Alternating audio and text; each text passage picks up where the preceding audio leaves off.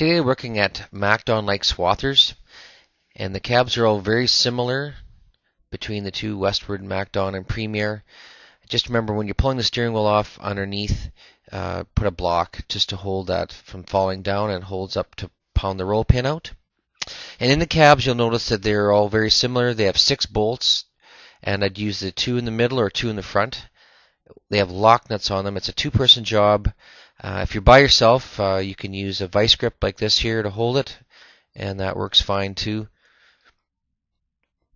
And you'll notice at the top there are threaded rods, or you can use bolts. Keeping in mind that you want to have that green bar off the roof, 1/8 of an inch, not rubbing. So make the rods long enough, at least 11 inches, or use a 10.5 inch bolt, and those are 1/2 inch bolts. Standard thread, you can use a lock nut again. You'll notice in this one here I've got the ATU facing forward, clamped on the steering column appropriately with a couple washers there holding it just to keep it from binding. This is very important to have it free up and down. And on the next slide we'll see the actual parts that we're going to use out of the kit. I would remove the spacer and not use it, and maybe some washers, or fashion however you like to work. Just make sure it doesn't bind. We had ground out the clamp here.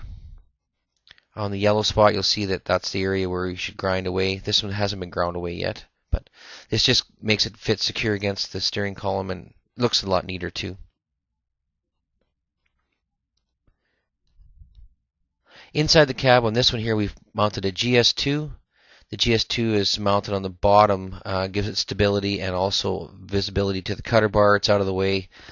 You can put the GSD4 up top by the corner post, but make sure you got good power there and you'll have a good ATU steering unit.